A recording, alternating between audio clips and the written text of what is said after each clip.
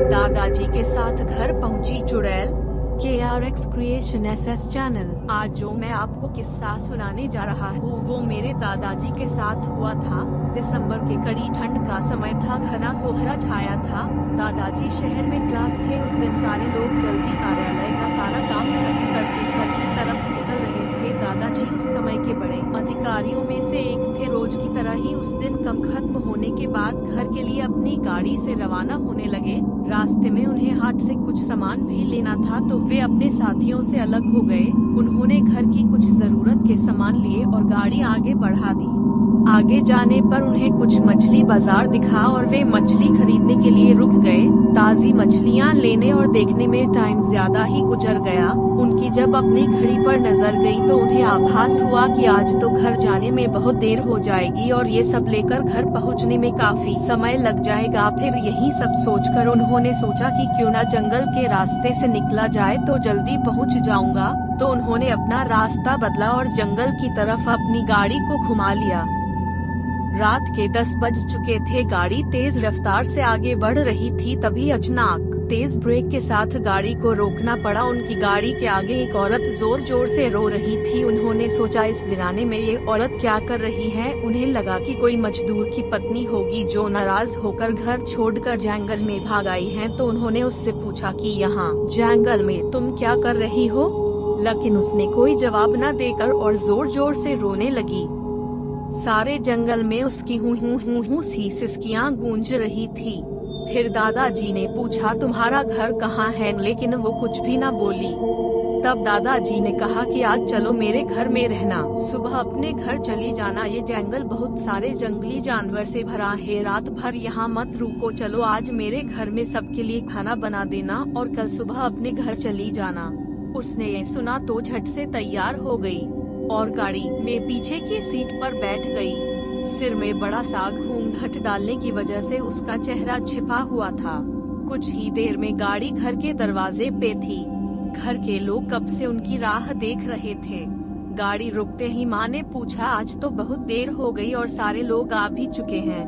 तब उन्होंने सारी बातें अपनी माँ को बताई और कहा कि आज खाना इससे बनवा लो, कल सुबह ये अपने घर चली जाएगी।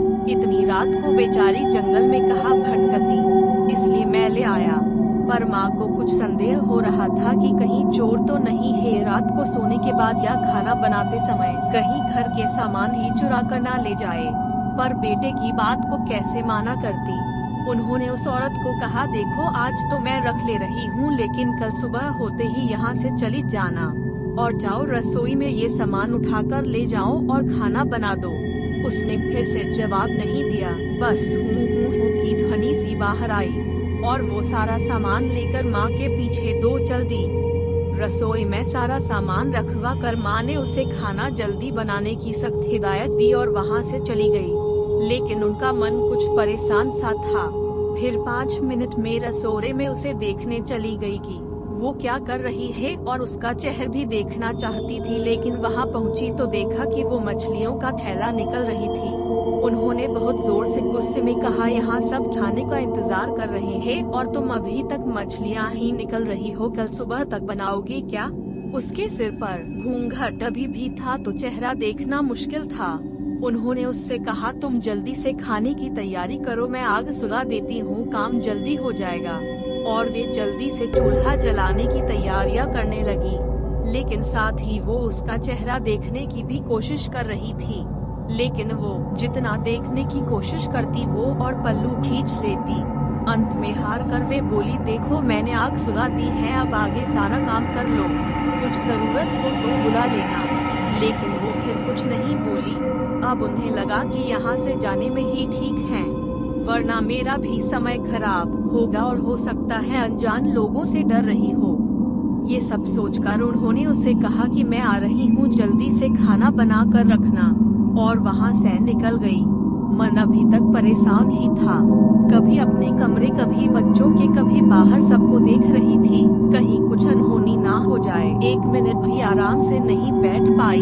अभी 5 मिनट ही हुए थे पर उनके लिए वो घड़ी पहाड़ सी हो रही थी। समय बीत ही नहीं रहा था। 8 मिनट बड़ी मुश्किल से गुजरे और वे तुरंत ही कुछ सोचकर रसोई की तरफ दौड़ी। और वहां पहुंचकर जैसे ही उन्होंने रसोई घर का नजारा देखा, उनकी आंखें फटी की फटी रह गई। उनके पैर बिल्कुल ही जम गए, ना उनसे आगे जाया जा रहा था ना ही पीछे। उनके हृदय की धड़कनें रुक रही थी। वो औरत रसोई में बैठकर सारी कच्ची मछलियाँ खा रही थी। सारे रसोड़े में मछलियाँ और खून बिखरा पड़ा था। उसके सिर से घूंघट भी उतरा पड़ा था। इतना खौफनाक चेहरा आज तक उन्होंने नहीं देखा था। बाल, नाखून सब बढ़े हुए थे। मछलियाँ खाने में मगन होने की वजह से उसे कुछ ध्यान भी नहीं था और खुशी से कभी दो आवाजें भी निकल रही थी। हूँ सी आवाजें गूंज रही थी। रसोड़ा पिछवाड़े में होने की वजह से और लोगों का ध्यान भी इधर नहीं आ रहा था। माँ को भी कुछ नहीं समझ आ रहा था कि चिल्लाने से कहीं घर के लोगों को नुकसान ना पहुँचाए। वो चुड़ैल से अपने घर को कैसे बचाए उन्हें समझ नहीं आ रहा था। बस भगवान का नाम ही उनके दिमाग में आ रहा था। अचानक वे आगे बढ़ने लगी उसकी तरफ और झट से एक थाल लिया और चूल्हे की तरफ दौड़ी। उस चुड़ैल की नजर भी माँ पर पड़ चुकी थी, सो वो भी कुछ सोचकर उठी अपनी जगह से। माँ कुछ भी देर नहीं करना चाहती थी। उन्हें पता था कि आज अगर जरा सी भी लापरवाही हुई तो अनहोनी हो जाएगी। उस चुड़ैल के कुछ करने से पहले ही उन्हें चूल्हे तक पहुँचना था और चूल्हे के पास पहुंचकर उन्होंने जलता हुआ कोयला थाल में भर लिया और चुड़ैल की तरफ लेकर जोर से फेंका। आग की जलन की वजह से वो अजीब सी डरावनी आवाजें निकालने लगी। तो उसकी आवाजें बाहर भी जा रही थी। सारे लोग बाहर से रसोड़े की तरफ भागे। वो चुड़ैल जोर से हूँ की आवाज आई निकाल रही थी और पूरे रसोड़े में दौड़ रही थी और माँ को पकड़ना भी चाह रही थी। लेकिन अब सारे लोग रसोड़े में आ चुके थे तो लोगों की भीड़ देख तो उसकी आवाजें बाहर भी जा रही थी। सारे लोग बाहर से रसोड़े की तरफ भागे। वो चुड़ैल जोर से हूँ की आवाज आई निकाल रही थी और पूरे रसोड़े में दौड़ रही थी और माँ को पकड़ना भी चाह रही थी। लेकिन अब सारे लोग रसोड़े में आ चुके थे तो लोगों की भीड़ देखकर वो और भी डर गई थी। लोगों की भीड़ को झेलती हुई वो बाहर जंगल की तरफ भागी और सारे लोग ये मंजर देखकर डरे सहमे से खड़े थे और मन ही मन माँ की हिम्मत की दाद दे रहे थे। तो ऐसे छूटा चुड़ैल से पीछा।